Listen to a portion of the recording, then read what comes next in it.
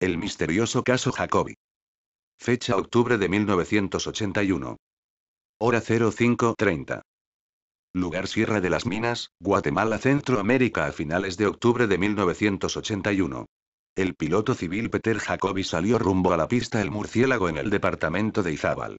El aviador realizaba viajes por encargo hacia la parte nororiental del país. Su salida, muy temprano de la mañana, era una cuestión usual, así como el no decir a su familia con quién iba y hacia dónde exactamente. Era una rutina como si alguien fuera de su casa a la oficina y viceversa. Es por esto que a nadie le extrañó que ese día no hiciera referencia a su destino o nombres de quienes viajarían con él. No obstante, la bitácora de vuelo reportada a la torre de control del Aeropuerto Internacional La Aurora reportó que en esa mañana Jacobi viajaba solo. Lo anterior era normal, pues también efectuaba el trabajo de recoger personas que así lo requerían. Levanto vuelo, se supone que al estar atravesando la cordillera de la Minas, una de las más altas del país, su reporte fue que todo estaba bien. Bajo hacia el lago. Fue su último mensaje. Al no retornar ese día, como era el plan de vuelo, Aeronáutica Civil de Guatemala organizó decenas de vuelos en su búsqueda sin resultado. Luego de una semana, las operaciones se suspendieron. Fue allí cuando el equipo de un programa de televisión entró en ayuda de la esposa y sus dos hijas. Al autor de esta sección le unían lazos de amistad con la cuñada de la señora de Jacobi. Es por esto que con la ayuda de Roberto Ayala, un experimentado piloto y amigo, se decidió hacer un vuelo de reconocimiento, utilizando dos cámaras del tipo Sony DXC1600, el primer modelo portátil del formato. Se videograbó todo el recorrido al bajar hacia el lago y las montañas del otro lado, cerca de la pista. Exponiendo nuestras vidas por la temeraria actitud de Ayala, rodamos unas 2 horas de vídeo. Los cañones de la montaña no quedaron sin ser impresionados en la cinta. Esta fue analizada minuto a minuto, cuadro a cuadro. El resultado. Negativo. Peter Jacobi desapareció para siempre y por más de 26 años jamás se ha conocido su paradero.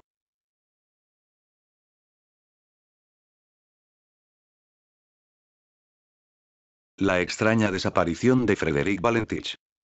Un incidente ocurrido sobre el estrecho de Bass, en Australia, en octubre 21 de 1978, se convirtió en uno de los casos más espectaculares en la historia de la fenomenología ovni. A las 7:06 de la tarde en cuestión, el joven piloto de 20 años Frederic Valentich, en vuelo solitario de Melbourne a la isla King en su avión de un solo motor Cessna 128, notificó por radio a los controladores de tránsito aéreo en Australia que podía ver a 4 luces brillantes sobre él. Preguntándose si podrían ser las luces de aterrizaje de un avión militar, preguntó si tal tipo de aviones estaban en el área. Se le dijo que no. A las 7:08 reportó: se está acercando desde el este hacia mí.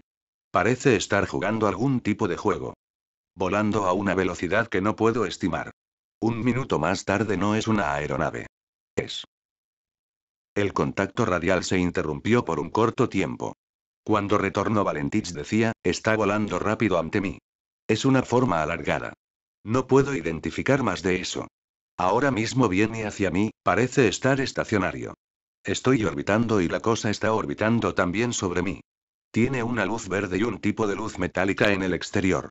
Tras un breve silencio, el piloto informó por radio que el motor de su avión fallaba.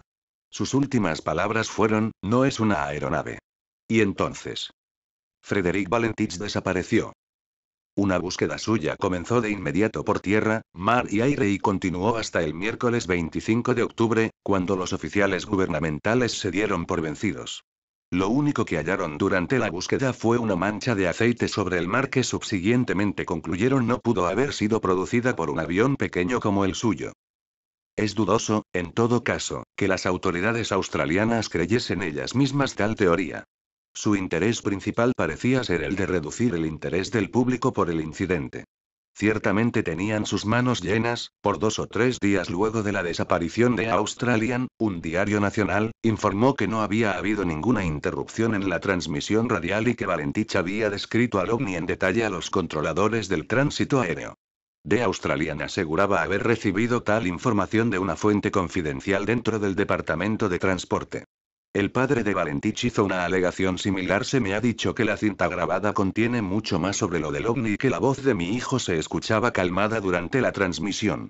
Un vocero del Departamento de Transporte negó que parte alguna de la cinta sobre el intercambio radial estuviese siendo suprimida. El texto de los mensajes radiales entre el avión y tierra comenzaron cuando el piloto requirió a la unidad de servicio de vuelo en el aeropuerto de Melbourne información sobre otro tránsito aéreo bajo los 5,000 pies. Se termina unos 6 minutos más tarde a las 7:12 p.m. cuando la aeronave no responde más a las llamadas desde tierra.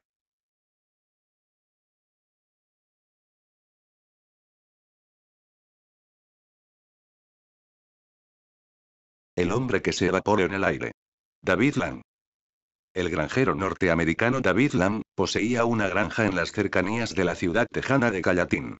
Vivía felizmente con su esposa y sus 2 hijos, y su vida transcurría con la normalidad de una familia media norteamericana. Cierto día, el 23 de septiembre de 1880, David Lam salió de la casa junto a su esposa mientras los niños jugaban en el jardín. El granjero les dijo que iba a echarles un vistazo a los caballos y que luego irían todos a la ciudad. Estas fueron sus últimas palabras. Y esto fue así, pues cuando el hombre comenzó a caminar tropezó con algo, y al caer desapareció sin dejar rastro. La esposa, los hijos y el juez Peck, que pasaba por allí en ese momento en su carruaje, fueron testigos de esta misteriosa desaparición y tras hacer un examen del lugar, completamente atónitos, fueron incapaces de hallar una sola huella del granjero y padre de familia. A excepción de un amplio pastizal, allí no había árbol, arbusto u hoyo, en el que pudiera haberse caído. Sencillamente, se había evaporado. La policía realizó una exhaustiva búsqueda e incluso se hicieron perforaciones para descubrir galerías subterráneas o simas en el que el granjero hubiese podido caer, pero no se encontraron rastros ni de estas ni de la persona a la que se buscaba. La señora Lam nunca quiso creer que su marido había muerto, por lo que jamás celebró funerales por el alma de David. No obstante, no pudo soportar vivir en lugar tan extraño y al poco tiempo vendió la granja. Unos 7 meses después de la tragedia, los 2 hijos de David Lam se encontraban jugando en el lugar donde su padre se había evaporado y he aquí que descubrieron que en el mismo sitio donde el granjero había caído, la hierba y las flores ya no crecían tan espesamente. Más tarde dijeron también, que habían oído a su padre pidiendo auxilio hasta que la voz se disolvió en la nada para siempre. Nunca más se supo del pobre granjero David Lam, ni el lugar al cual pudo haberse ido. Para algunos, se evaporó en otra dimensión. Para otros, su cuerpo debió sumergirse en un agujero en el tiempo. Fuera lo que fuere, la desaparición de David Lam fue todo un misterio y aún hoy no se ha podido dilucidar la causa de su extraña evaporación.